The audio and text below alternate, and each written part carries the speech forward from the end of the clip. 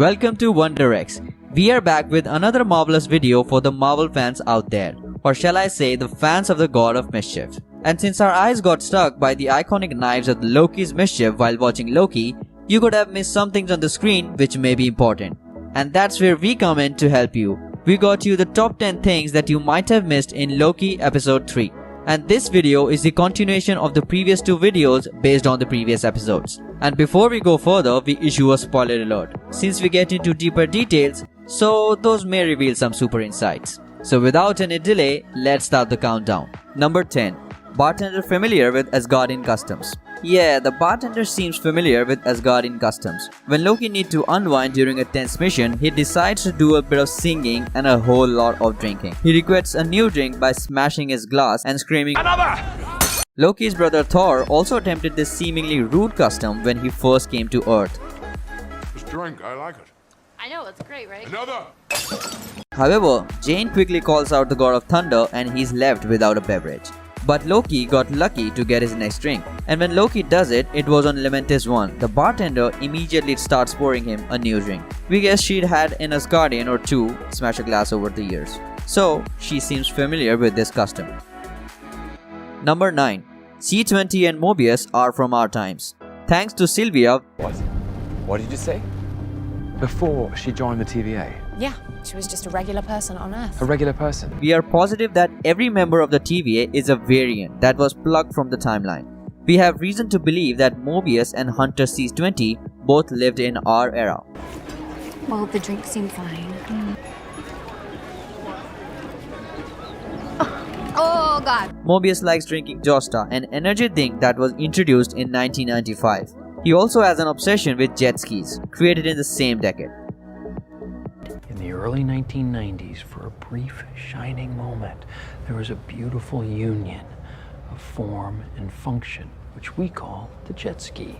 As for C20, when she first appears in the episode 3, Helios Kyoko's Demon is playing. Although the particular single was released in 2019, C20 could have been listening to it in the early 2020. And that may be why she has a 20 on her helmet. So it permeates the roof of your mouth and freezes the synapses in your brain.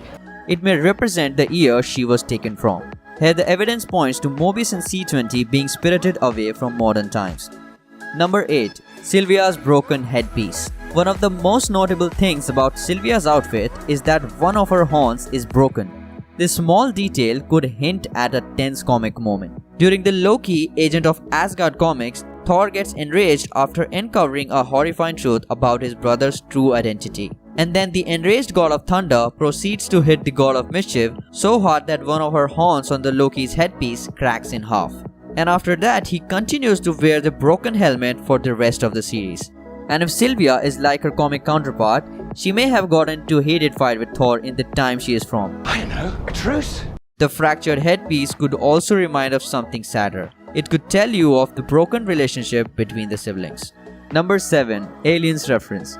Well, this is a funny one. The two soldiers taking the tickets on the last train out of the Doomsday are revealed in the episode's credits, named Corporal Hicks, played by John Barkley, and Private Hudson by Ben Vandermeer. Those ranks and surnames come straight from the movie Aliens. Michael Biehn played Hicks and Bill Paxton played Hudson.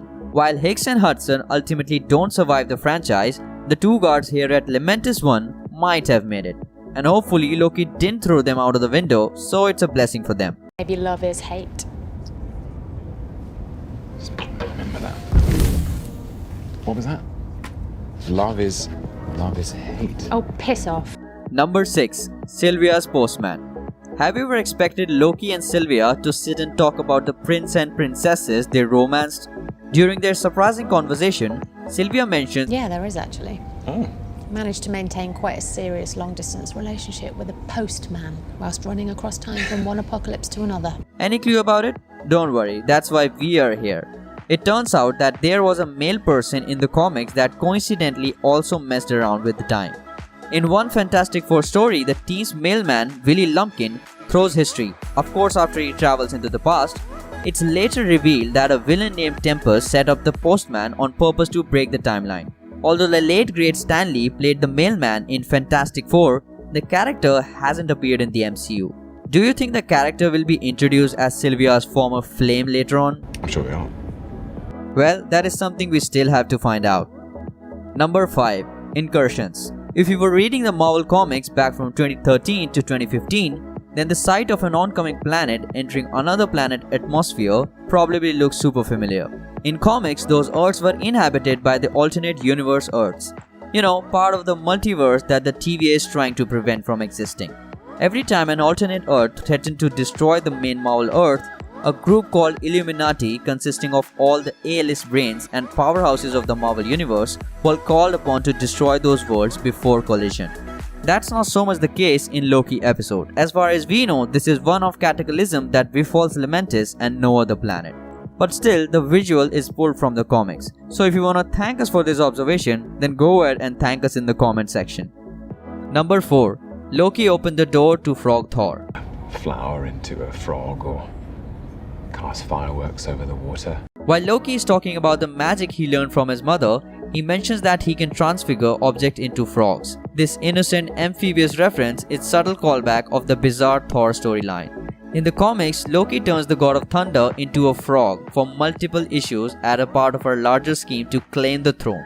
But it backfires when the frog Thor arrives in time to stop the brothers' wicked plans. If Frida taught the MCU's version of Loki how to turn people into frogs, Thor better watch his back. The former Prince of Asgard could become the second Disney royal to become an amphibian. And the Thor who looks like a Greek god turning into a frog will be very hard on the fans. And now we're heading straight to the top 3 spots, but before we get there, we just want you to go ahead and subscribe to Underx so that you don't miss the other parts that we will be releasing on the later episodes of this series. Number 3. Frigga might have something to do with Sylvia. Even though Loki committed some truly despicable acts, he treasured his mom Frigga because she showed him understanding and taught him magic.